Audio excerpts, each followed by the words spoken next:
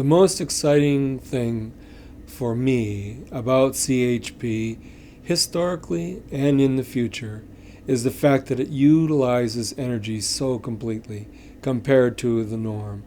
So if I am a thermal priority operation plant, I know that I'm using a much greater percentage of energy than is normally considered the amount that's used.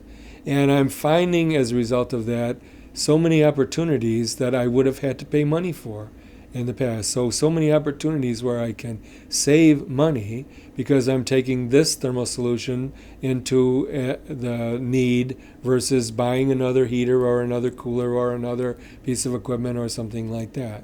And now we're on the threshold of taking it outside of our building. Over the last few years, we have developed the proof of concept for a nonprofit organization that's owned by our industrial development agency called the WISP.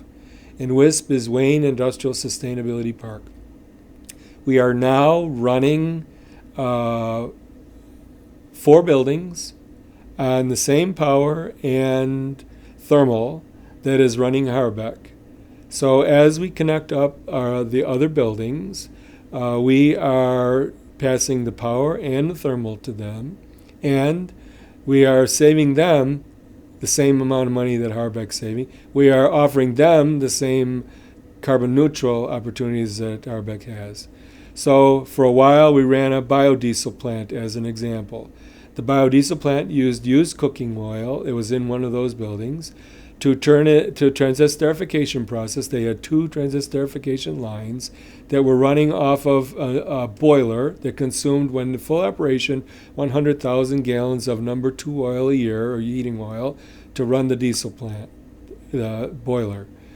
When we connected up the thermal from our capstones that Jem has installed for us, we were able to negate the need for operating the boiler.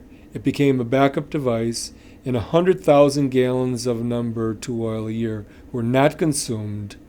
The environment was not impacted by that kind of exposure, and the company, of course, saved an immense amount of money.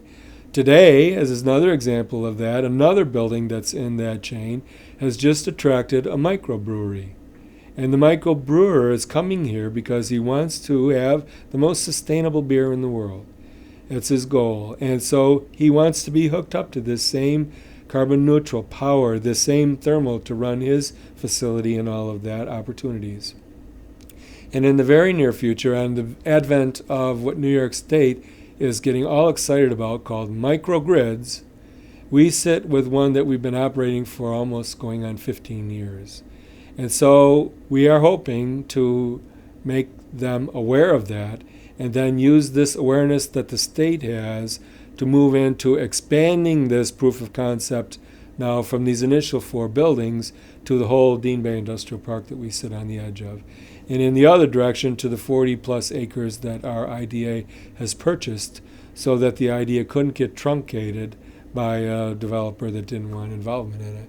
And so the beginning of an amazing next chapter is happening, where we go outside of one company and go into industrial park that has the same kind of opportunity for efficiencies that we just described in all these examples.